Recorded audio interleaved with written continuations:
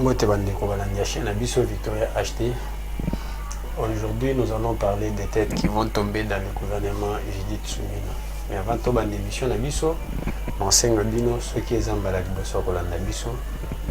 Ou s'abonner à la chaîne Abisso. Pour n'avoir besoin d'Abisso na YouTube et besoin d'Abisso na Facebook. N'oubliez pas de liker l'émission et de la partager na ba groupe WhatsApp Nabino, na ba groupe Facebook Nabino. Merci beaucoup na ba ida kabiso na ko partager ba vidéo Nabiso. Chers amis, vous savez que le gouvernement Judith Suminwa a été investi le 11 juin 2024. D'ici le 11 septembre, il va totaliser 3 mois. Mais pour l'investiture, la première ministre Judith Suminwa a promis qu'après 100 jours, il y a l'évaluation du gouvernement. Tellement que c'est un gouvernement où il y a 54 membres, 17 femmes et 37 hommes. Ce qui est l'évaluation après 100 jours, ça va nous prendre beaucoup de temps. Et on est au préféré, to bandana nous na parti à Liboso. Pour na katia gouvernement, n'oubliez pas que toza na 6 vice-premiers ministres. Toza na 9 ministres d'État, 24 ministres, na 4 ministres délégués et 10 vice-ministres. To bandosa lango étape par étape. Pour la étape à l'autre, to bandana na 6 vice-premiers ministres. Sans plus tarder, tous autres attaquer, qu'on s'attaquer na ministère et intérieur. Vice-premier ministre intérieur qui est Jacquemaine Chabani. Yendem Tazo Kamba, ministère on a. Est-ce que ceux qui te limitent évaluer à côté qui ministère ndeni a évolué ndeni et na étape oyo azana niveau ni. Chers amis, le ministère de l'Intérieur est un ministère oyo eza na ba difficulté bili. Sécurité na biso eza na maboko ya ministre ya intérieur pour la police pour ils ont sécurisé population et leurs biens. Eza na maboko ya ministre il y a intérieur ou vice-premier ministre, ministre intérieur. Deuxième, ils ont dépendre du ministère intérieur, voire même l'ANR. Alors, en ce qui concerne le ministère de l'Intérieur, il y a beaucoup de défis à relever, notamment la tracasserie policière, l'insécurité dans d'autres coins du pays. Il y a un belé dans le ministère intérieur où ils ont attendre, ils ont zéla ndeko Jacquemaine Chabani pour Asala. Mais durant les 100 jours, à quoi que ça mais non. Il faut Asala à la qui a déjà bonne volonté na Moussalo Azo Sala à la qui a déjà bas signaux. Un terme approprié on a quoi appliquer en one ba signaux ko la kisake non aza na voix ya kitoko mais namoni le ministre de l'Intérieur Jacquemaine Chabani a sali ba tour na ba cacho ya la police. J'ai été choqué de voir cela que non il faut s'enquérir la situation et ya oezoleka na cacho à la police au moment où nous connaissons qui Jacquemaine Chabani Aza, un avocat de son état, a yebi condition oyo ma policier bazo vivre. Ce qui est essentiel, ce qui est nécessaire, c'est que le vice-premier ministre de l'Intérieur, il faut abandonner, améliorer les conditions. Il y a ma policier. Ce n'est pas faire les rounds dans des cachots. basociat wana eza nanu viable te. Basociat, il y a des sociat oyo un commandant se débrouille bapesi bakoyebisa ye kaka kende na tel coin installer sociat aza nini na mesa ni na kiti eloko eza te. Donc ndenge bapesi ke kende installer sociat, il va chercher son argent, il y a poche na ye asombi batol oyo ya bokanzoto asali sociat. Ce sont des choses oyo maître Jacquemain Chabani ayebi bien. D'où il fallait à se battre pour assister à policier en condition bien. J'ai déjà dans une émission, dans une vidéo, Nassina Lobelango non. Comment tu causes dans la ville à Kinshasa avec des sociat impropres, sociat babetina batol, peut-être mutumsuso okokota na sociat okoti boso kebite ozoki na tol ozu tétanos na sociat ya nini na Kinshasa. Au moment où nous avons des conteneurs, gouvernement, il y a un biloko belé gouvernement et où taka poto et où taka nazi et il y a un conteneur. Et ces conteneurs là, pourquoi on ne peut pas utiliser les conteneurs na ba sociat? Il y a beaucoup de conteneurs. Je vais prendre l'exemple ya Fikine. Ba conteneur nous soyez na biloko ou ezana Fikine. Ceux qui ba conteneur wana ba affecté ngo ki na ba sociat. Ba pakoli yango rien que peinture à pamba. Ba sali yango ba tiango ba fenêtre na ba porte. Et cause à la bien pour na ba sociat. Mais nous avons des sociat où ils en a ba.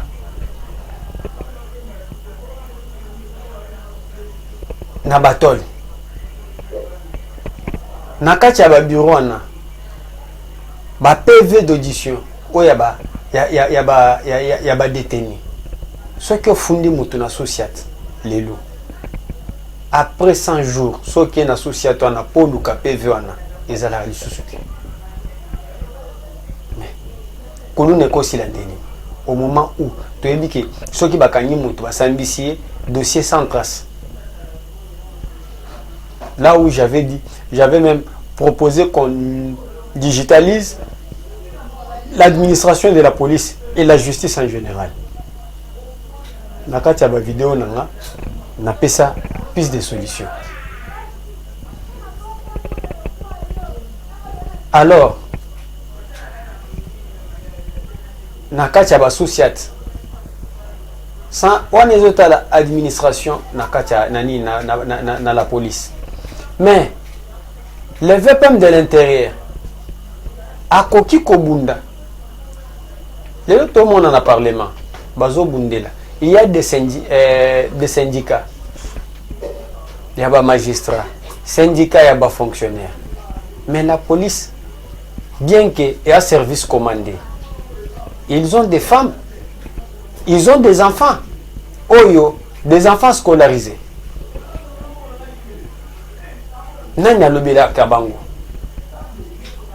C'est le VPM de l'intérieur qui devrait aussi se battre. Ba ministère msusu to koma kuna ba VPM msusu bazo bundela batu na bango ko bundela pe ba policier ba futa ma bien. Un policier, imaginez un policier qui touche 260 000 francs. Il a une femme et des enfants pendant 30 jours. Comment il peut vivre avec les 260 000 francs, 270 000 francs? Alors que Emoutoua nous osons la moussala ya bien et pas naïe. Alors que Azozo 260 000 francs. Avec les 260 000 francs. C'est-à-dire que autres n'a tracasserie. Ce sont des points où yo VPM nakati bidje akoki kobunda ke a oli akosa la rendre na ba sociat abundelango ke niveau ya la police bakoma bien, ba policier bakoma qu'est-ce que je peux dire, bazala bien rémunéré. Ceux qui bazala bien rémunéré, là on peut aussi penser Yakobunde la tracasserie. Quelqu'un qui touche 260 000 francs et Azomona Kuluna à s'approcher à Ekolukaye Azo Kabele ba 10, ba 20 000, 50 000 francs. Comment ces messieurs a koyi ko bundisa kuluna? Que non, ko combattre que kuluna ici na juridiction na. Voilà des choses que le ministère de l'Intérieur, le VPM de l'Intérieur devrait trouver solution. Nakati round ya round o asalaki na ba associate. Est-ce que commandant de la police ceux qui azana batu na katuana alobi que détention provisoire est à 48 heures na associate. Mais na katuana ceux qui batu baza ba deti déjà ba une semaine. Est-ce que vous savez que na katuana za batu une semaine na zozela ba pesanga mande akoloba te na kati associate wana ceux qui bato bazo vivre en condition bien. Est-ce que vous savez bango namoni na set moko nde ba meki ko expliquer. Voilà des choses que le VPM de l'Intérieur devrait s'attaquer et chercher des solutions. Avant de passer, une solution, il y a tracasserie routière, il y a des policiers. Dans le ministère des Transports, VPM de Transport Jean-Pierre Bemba, et Kambamina Mwanamboka Jean-Pierre Bemba. Dans le ministère des Transports, il y a beaucoup à faire. Surtout dans le ministère des Transports, il y a un désordre. Mais moi, j'ai l'impression que le VPM de Transport, Jean-Pierre Bemba, ne bouge pas dans son ministère. Récemment, dans le ministère des Transports, le chauffeur à 207, il y a la grève dernièrement. Ce qui est là, qui ministère, ministère, dans le ministère de la justice, dans le ministère de la fonction publique. Il y a des décisions.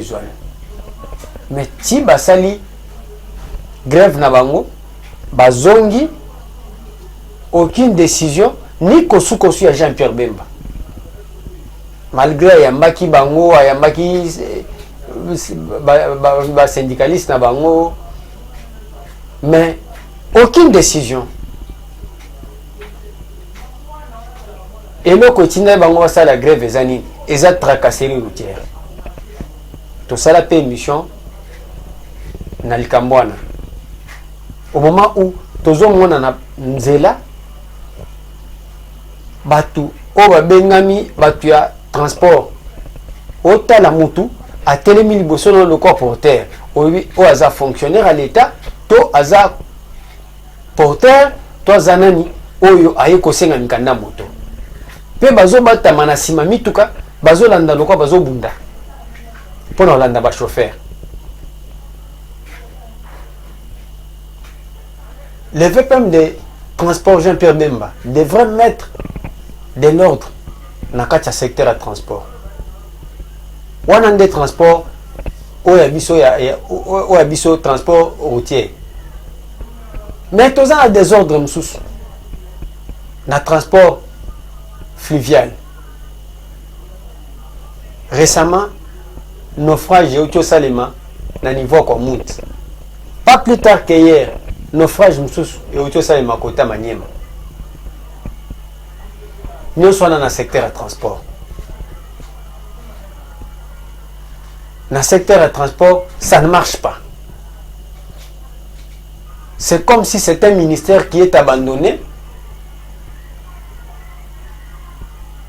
Aucune décision n'a jamais été prise. C'est de l'impunité totale. Ce ne sont pas des chèvres au ce sont des humains. Ils ont 10-15 corps au mais aucune décision n'a jamais été prise. Alors que nous avons un vice-premier ministre, ministre à transport, ce que moi j'ai craint et que tout se retrouve en 2028 avec des autres Mwando Simba, Ali Nakacha gouvernement. Après 2028, à l'obike, à la fin du mandat, à l'obike, c'est ce qui a échoué. Au moment où nous connaissons que chaque ministre est responsable de son secteur. Ce que moi je crains et que nous ayons un autre Kaboulou En dehors du gouvernement, il parlait trop. Ma PC ministère. Et l'autre côté, zéro. Alors je vais commencer à analyser. Tout le monde analyser ministère par ministère. Il y a un désordre total au niveau fluvial. Et tous ces gens-là, tant que tu manifeste, transport. Personne n'a jamais condamné. Personne n'a jamais été sanctionné. Donc, ceux qui battent Koufi, qui n'a passé simple. De ce côté-là, je trouve que si on évalue sans crainte, sans honte, ni kokendena koyeba nato na ki camarade, le VPM des transports, il faut accueillir. Toleki na défense nationale. Au niveau de la défense nationale, avec Guy Mwadianvita, tel qu'il travaille, bien que c'est un ministère Oyo et secrets ébélés, on ne communique pas beaucoup. Tous en avez information. Mais vu l'évolution, il faut couper ces temps. Dans la situation à Est, il faut couper ces temps à organiser le secteur 1 et à continuer dans Moussala, vu l'agression que nous avons à l'Est. Je ne peux pas parler beaucoup du ministère de la Défense parce que kuna ba communiquer mingité. Fonction publique avec Jean-Pierre Liao. Kaka ndenge ba sengaki et pas ba fonctionnaire katikala. C'est un ministre, un vice-premier ministre qui mérite, doit rester. Et surtout, quand je vois la décision Oya Outakezo, fixer l'horaire des services dans la fonction publique. 8 heures de service, de 8 heures à 16 heures, avec une pause de 1 heure. Ce qui est normal. Mais j'avais une crainte dans l'horaire Oya Pesaki. Il y a des gens qui habitent très loin. Une personne qui quitte par exemple Bibouana Kati, il faut la mouka Erning pour ayazo transport, étant oiseau transport, Kolongwa Bibo, ti fonction publique, alors c'est un embouteillage, comme Erning. Je crois qu'il va paramètre, je ne sais pas si le vice-premier ministre Jean-Pierre Liao a tenu qui compte, mais il a mérité à Tikala. Parce que depuis le gouvernement passé jusqu'à présent, Moussa Loazo Sala, c'est satisfaisant. Il mérite. Token économie avec Moukoko Samba. Le professeur Moukoko Samba, il est dans la bonne voie. Et vous savez que, surtout, Congo ou Toza une économie extravertie. To vivaka économie na biso en général ezana maboko ya ba étranger. Na fandaka deux fois na lobby tel que nous sommes soki ba indien na ba libanais ou ba décider que le bazonge pas na bango. Que deviendra le Congo?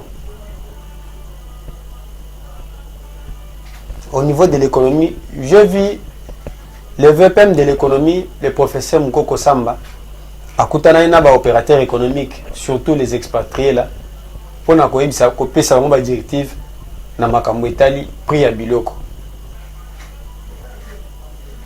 Mais ce qui est bon est de soutenir les Congolais, les nationaux. Je suggère au ministre, au VPM de l'économie, basa na ndenge Mobutu abandaki kosala. Kozwa, par exemple, biloko ou Italie kolia ya basoda. contribuer chez un Congolais ndenge Mobutu asala azwa apesa papa dokolo apesa ye kolia abando sombela ba soda biloko kolia batali neti matériel ou etali ya ba hôpitaux ya l'état batali mutu aza makasi na biloko wana bapesi ye marché abandi ko fournir biloko ya ba hôpitaux batali na niveau ya fourniture de bureaux ya fonction publique batali un Congolais oza na domaine wana bapesi ba octroyer marché pour na kofula ba Congolais. C'est ce qu'il faut faire dans notre économie. Si soit totikeli ba étranger et surtout bangonde baza na ba banque bangonde baza na ba magasin bangonde baza na ba supermarché bangonde baza na ba usine. Donc nous sommes à la merci des étrangers. Il faut soutenir les nationaux dans ces domaines-là. Voilà une suggestion que je peux faire au ministre de l'économie. Et surtout, dans le gouvernement, Azwambongo, FPI,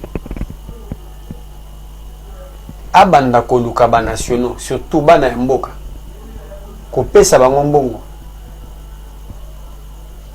O baza na domaine na ba industrie. Même Kopesa Bangombongo te. Le FPI peut aller en Chine négocier avec des industries au ba unité de production. Acheter ces unités de production là et venir kodefi sango na bana mboka. Ba unité de production, il y a ba J, ba unité de production, il y a maï, ba unité de production, il y a ba cure-dent, ba unité de production, il y a ba tomate, ba boîte à tomate, ba machine nyonswana, mais quoi koluka ba congolais ko defisa bango. Et à la fin ko banda so ba bandi ko encadrer bango et à la fin ko banda ko récupérer mbongo to ko kata mbongo nambu na ba bénéfice à récupérer mbongo na ye. Cela va booster l'économie congolaise. Pourquoi j'ai dit que le FPI peut aussi aider? Parce que mbongo biso tozo kotsa ba dollar devise tozo bien que le pays est dollarisé. Dollar ngo tozo et utaka na mine. Et muke ya dollar ezokota tozo bimisa ngo pona ke ndo sombango. On achète tout. Imaginez que dans ces pays, si nous arrivons avec nos terres à produire des tomates, tomates on a tobando tiango basali yango neti na niveau ya kwilu usine ya tomate bazotia tomate na kati ya boîte et kiti awa bakiti sango prix ba indien bazokende somba tomate na Italie basomba te bazali obligé basomba tomate awa mbongo ya dollar oyo bandaki obima ekende Italie po bakesomba tomate etikala awa et qu'on impacte même dollar. Aujourd'hui, un Congolais préfère aller en Angola pour qu'il soit semoule. Au moment où nous avons des hectares et des hectares, 80 milliards d'hectares de terres arabes. Mais tous qui importent Massangu na Angola, tous qui importent Massangu na Zambie. Zambie avec les 500 000 tonnes, Oyo azo versé na Congo. Ezo salake akanga frontière ndinga lingi. Au moment niveau ya Katanga, tozana mabele oyo tokono na Masangu 100 000 hectares. Avec 100 000 hectares, toko bimisa 500 000 tonnes oyo Zambie akotsaka na Congo. Mais to produire en à l'interne. Et les 500 000 tonnes ya Masangu oyo Zambie akotsaka. C'est combien de dollars oyo bimaka pendant que nous sommes à Masangu? Au moment où nous avons des vastes terrains. Voilà des choses qu'on peut s'atteler.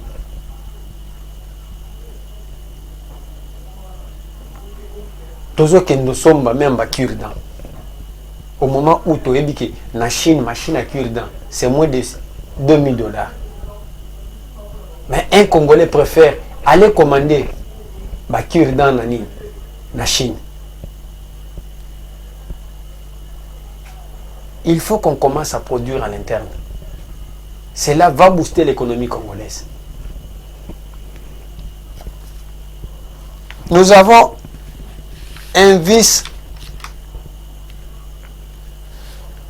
primature, il y a plein, où ils sont dirigés par l'ancien directeur du chef de l'État, Guilin Nyembo. Le ministère de plan, ils ont ministère moko où ils ont cerveau moteur et mboka nyonso. Yango nde esalaka, donc de planifiaka avenir bomo ya mboka. Et c'est le même ministère oyo Madame la Première ministre abandaki kokamba.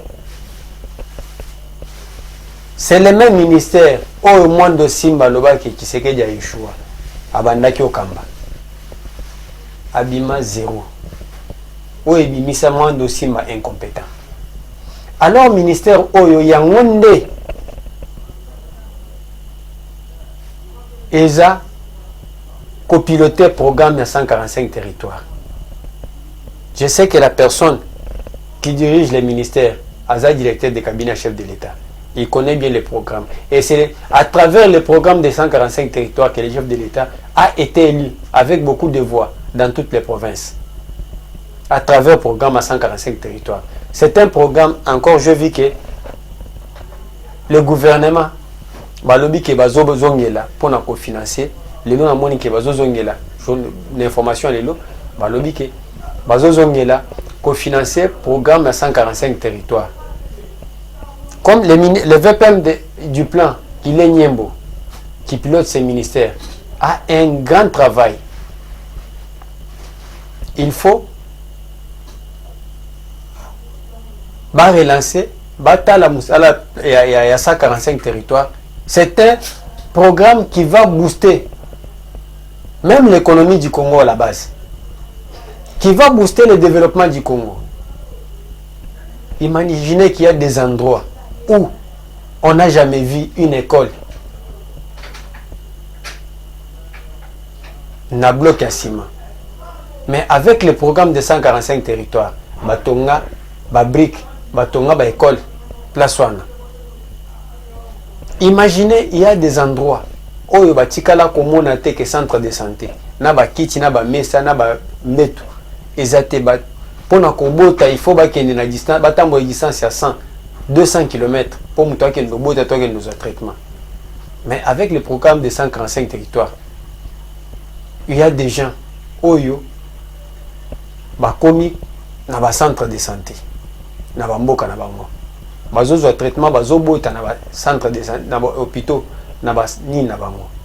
Alors ces programmes et ces ministères, et un ministère oyo eko pesa eko booster développement ya mboka.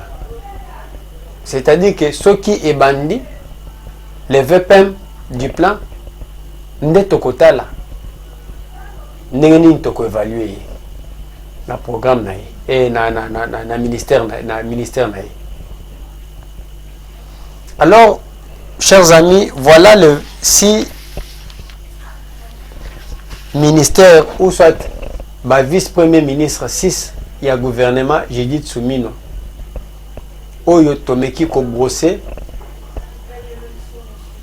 évaluation na bango. Alors le reste lobby tokomeka kolobela 9 ministres d'État. Bozanga te, bo s'abonner na chaîne Abisso, bo continuer ko liker émission Abisso na ko partager na ba groupe WhatsApp na Facebook. Merci beaucoup. Ciao et à demain.